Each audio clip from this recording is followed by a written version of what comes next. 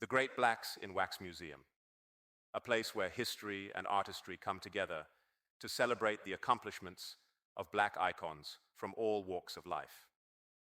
You've probably heard of Madame Tussauds, one of the world's most famous wax museums, where figures from celebrities to world leaders are immortalized. But there's something powerful and necessary about having a dedicated space that focuses on the contributions of Black people throughout history. The Great Blacks in Wax Museum stands as a symbol of our collective memory, ensuring that Black historical figures receive the recognition they deserve. This museum not only preserves our stories, but plays a crucial role in the awakening of our people. By seeing our heroes and ancestors represented in such an artistic and lifelike way, it fosters a deeper connection to our past and reminds us of the importance of reclaiming our narrative. Join us as we explore this incredible institution and the legacy it honors. The idea that it is important to know who you are, to have some kind of cultural rootedness. That was the whole idea behind the Black consciousness movement of the 60s. And we took that into the 70s, and then wham, right in the middle of the 70s, dealing with that generation, that they saw it as a barrier to making it in mainstream America, not allowing you to get the American dream or the middle class dream. And so that was kind of disconcerting. One incident that stands out is concerning the time when my husband was the manager of a Little League baseball team. And as a requirement for playing in the league, the kids had to take ID photos. My husband had the ID photos taken, and he handed them out to the kids, and they were standing around looking at their photos. And one of the little kids, a little 6-year-old, came to him just very, very concerned and distraught. And he told my husband very point blank, "You have to make them take this picture over." And my husband says he automatically took the photo, looked at it, and said, "Well, why should they take it over? It looks just like you." And the kid said, "Because they made me too Black."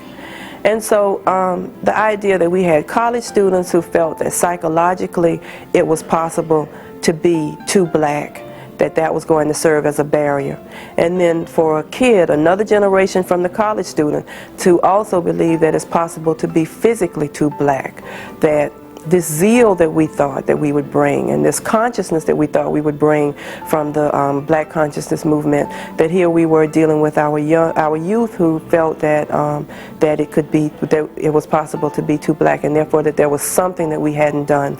And my husband says that something is that we didn't institutionalize that history, build institutions to preserving that history, and that we depended on the church to carry the ball, and that some churches were up to the task, but many others were not, and that therefore we had to create, along with the church, other kinds of institutions for preserving that history, passing it along, and helping our young to be able to understand the need to know who they are.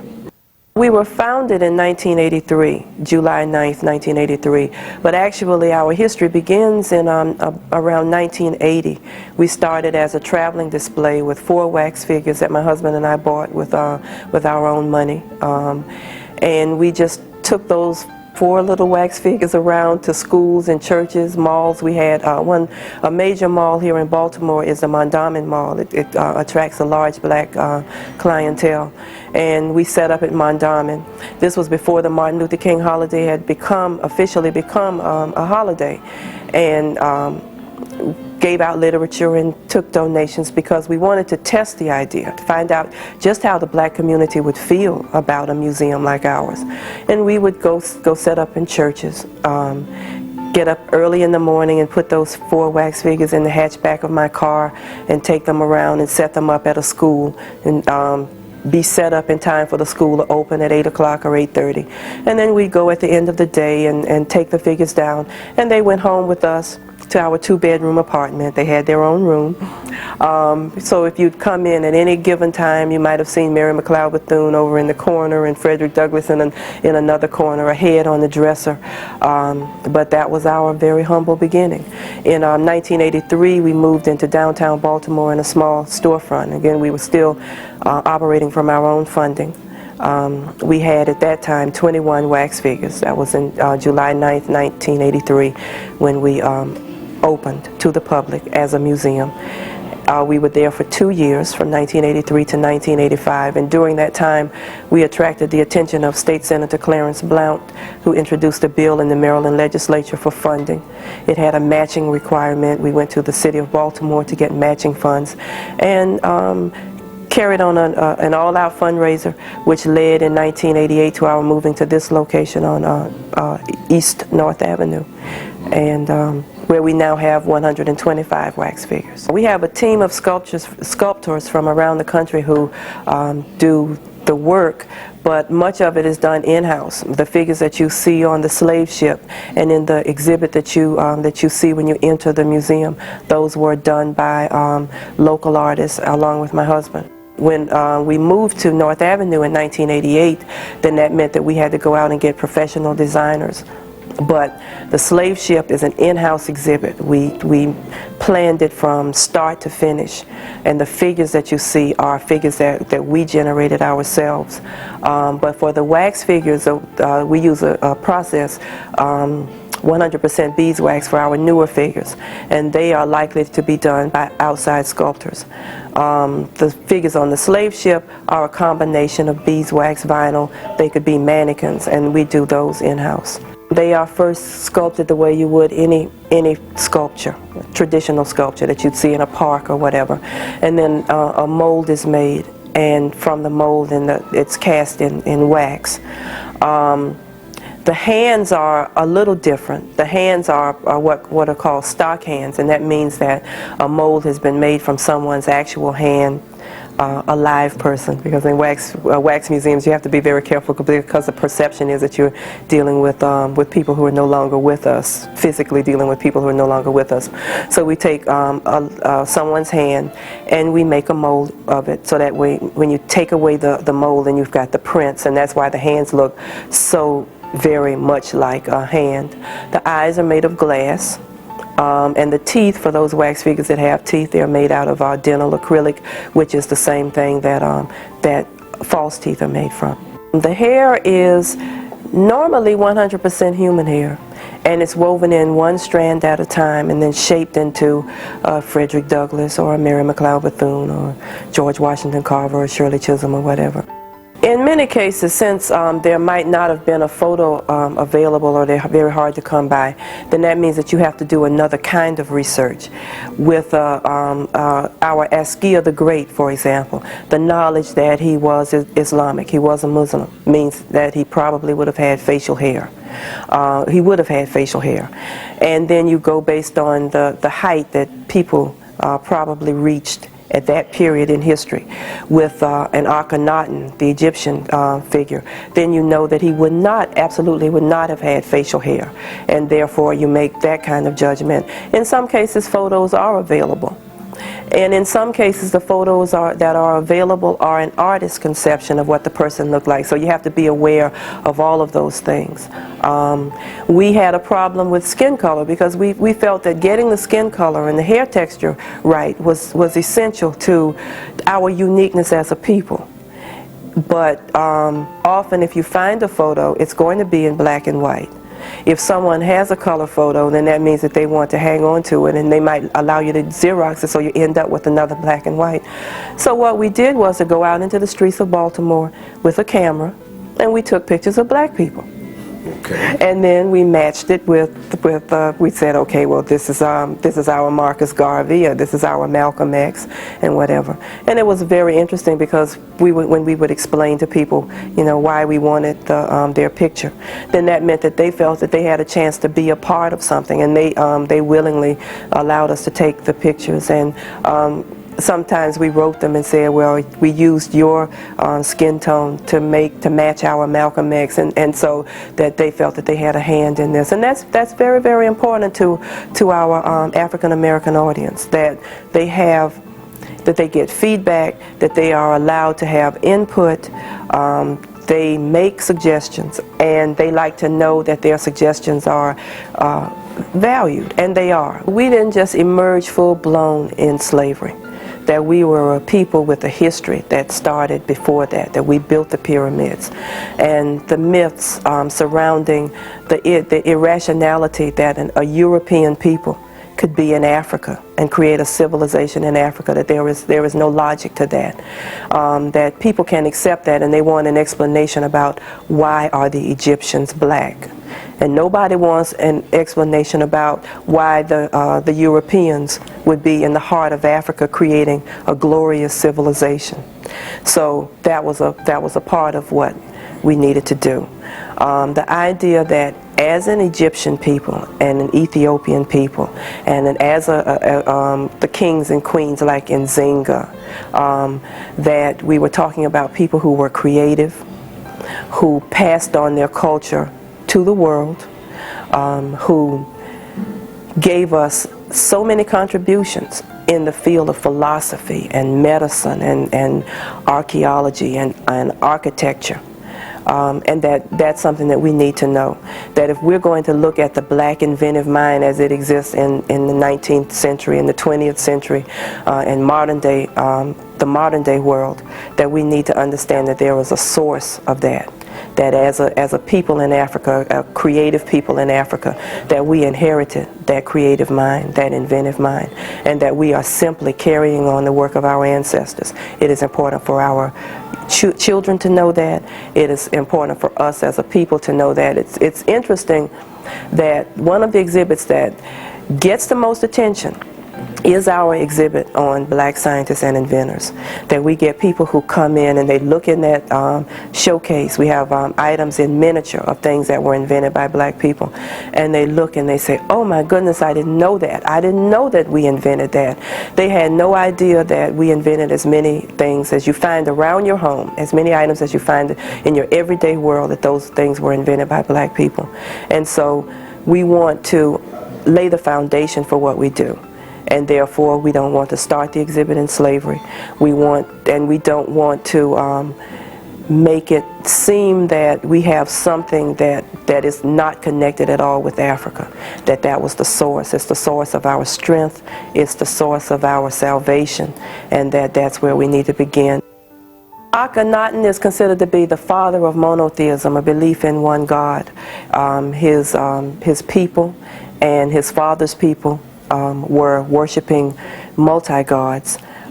He called for a halt in that practice and called for the worship of one God. It created a rift in his family and he had to break ties with his family. But he stood his ground, and therefore, as a result of his teachings, we have many religions: Christianity, Islam, Judaism, to name three, that are based on the principle of a belief in one God.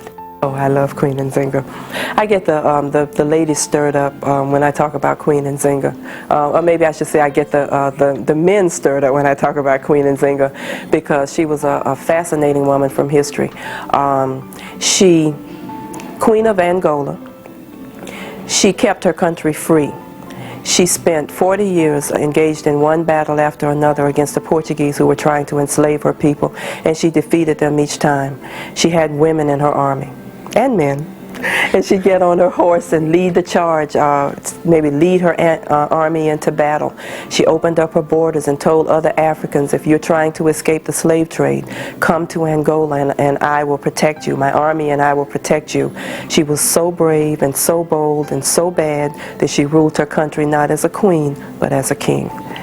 Imhotep was worshipped as the god of medicine. Scholars are finally recognizing him as the father of medicine. He was a surgeon, considered to be a multi-genius, an architect, so that when you have black kids who are in college, when they study medicine, then they study Imhotep. When they study architecture, then they study Imhotep. He built the step pyramids, the world's first pyramid. He was a writer, a poet, you name it, and you have Imhotep. And the sister up here, Makeda, the Queen of Sheba. Makeda, the Queen of Sheba. Sheba, the wife of King Solomon, the Hebrew leader. Makeda, the Queen of Sheba, who's mentioned in the Bible. The Bible talks, of course, about King Solomon, and most children learn in Sunday school about the two mothers who claimed that a baby belonged to them, and they had to go before King Solomon to settle the dispute. They know that King Solomon came up with his scheme was to tell the mothers that he was going to cut the baby in half, give half to one mother, half to the other, knowing that this would be a way for him to determine who the real mother was. And the Bible tells us that he had a number of wives and a number of mistresses, but his favorite was supposed to be Queen Makeda.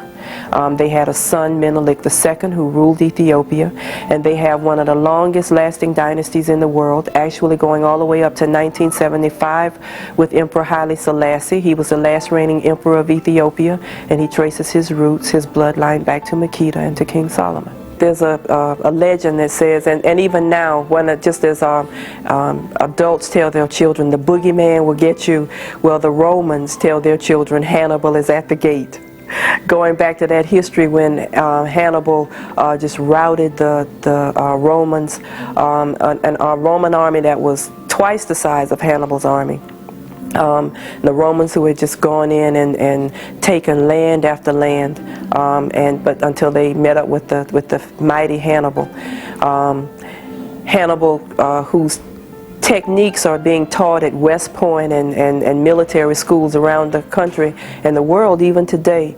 The Romans came in and they had the advantage because they had the superior weaponry, they had the greatest force of men, but Hannibal riding on elephants, I mean the whole idea that you see this force of black men coming at you, not around the Alp Mountains, not through the Alp Mountains, but over the Alp Mountains, and not on horseback, but on elephants. I mean, that would be enough, and it was enough to just defeat, just send into a tailspin this Roman army. And it was as a result of Hannibal's genius that they were able to bring the Roman army to its knees, even though eventually the Roman army did emerge victorious. But it took a long time, and Hannibal left his impression. He most definitely made them stand up and take notice. We start the slave ship experience outside the slave ship at the fort,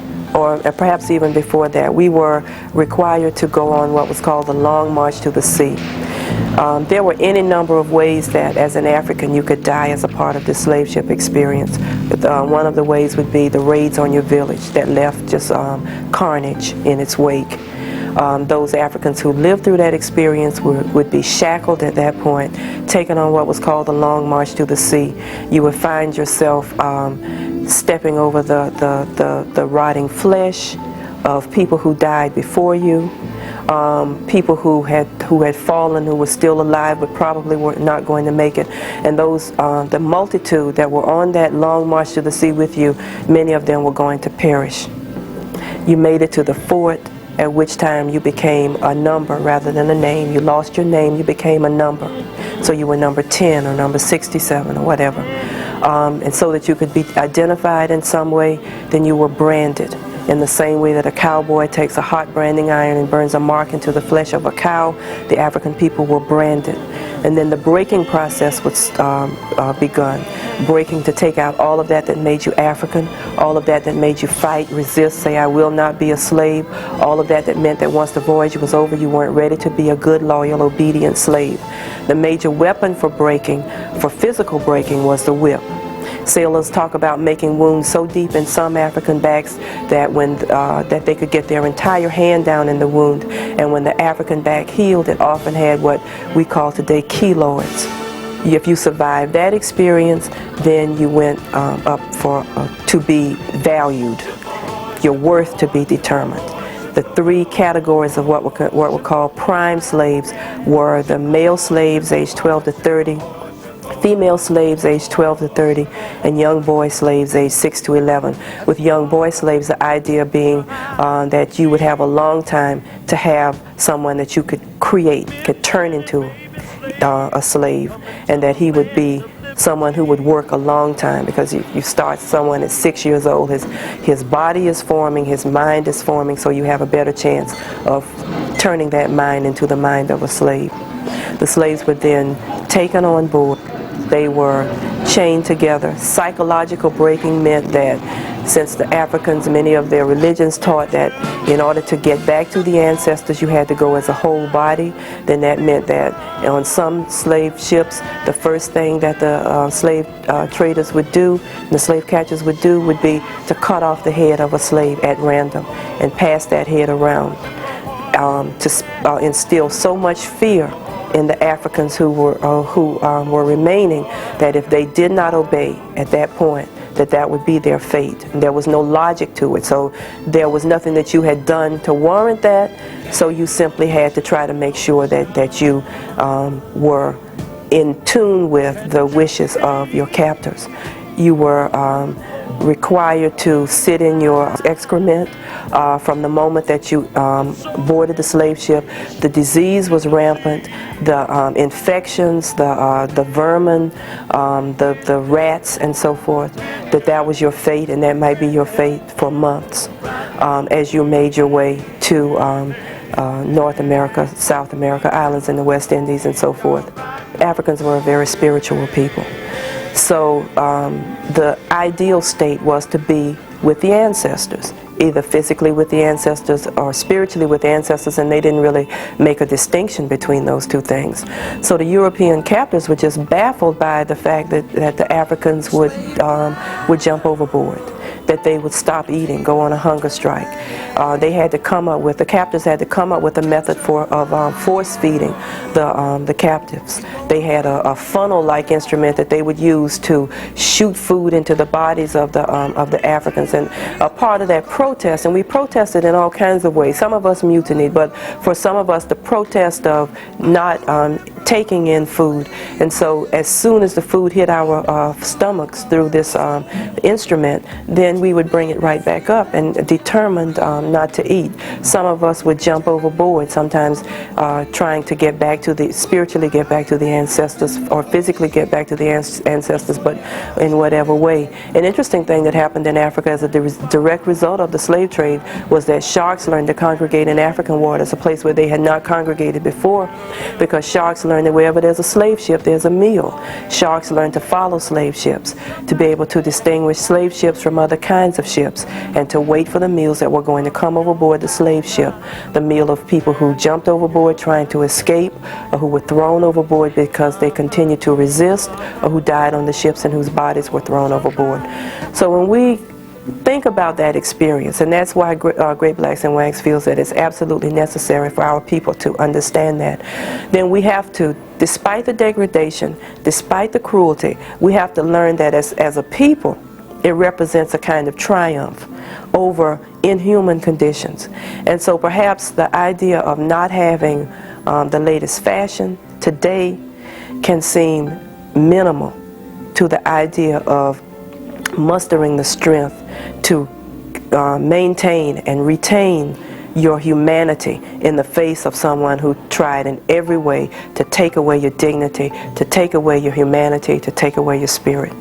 I was just telling someone this morning about when you look at the parallels between this attack on affirmative action and if you look at the period after slavery when blacks were being elected to Congress, we were making some kind of economic footing, and then all of a sudden the Jim Crow laws came, and that became the law of the land, creating a separate society and taking away all of those gains.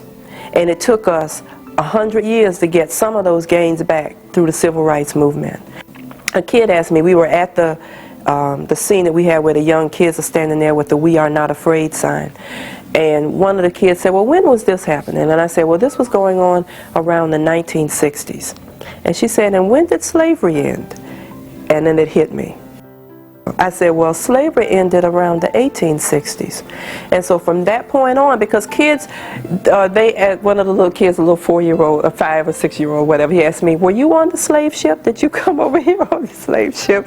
And and they don't understand the passage of time. So I make sure that they understand that we're talking about 100 years after slavery ended. This is what we had to do. So all of those gains that we were getting in slavery white America felt threatened, and so they built in a system, sharecropping system, Jim Crow laws, lynching, all of those things to keep us politically and physically afraid, politically and physically unpowered. And then civil rights movement, affirmative action, set-aside programs and all of those things.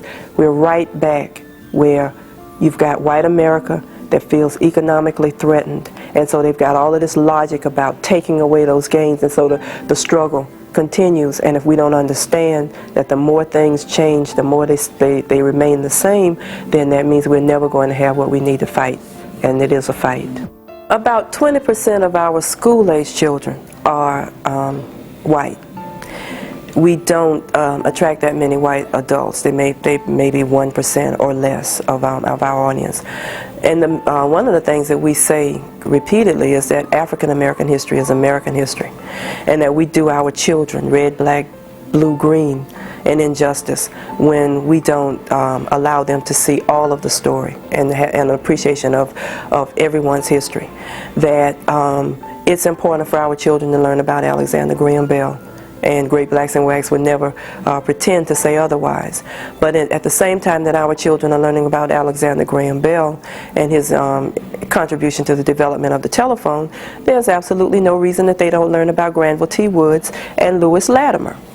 That you had an instance in which 3 creative people came together to transform the world, because that's what the invention of the telephone did.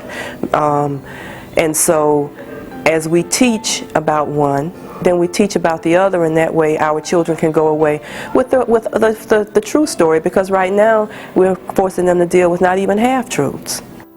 So there is absolutely no reason that our children wouldn't learn about the contributions of African Americans to their history, to American history, and that teachers understand that African American history isn't something that we should compartmentalize and focus on in February, that it should be a part of the everyday life of our children, whoever those children are.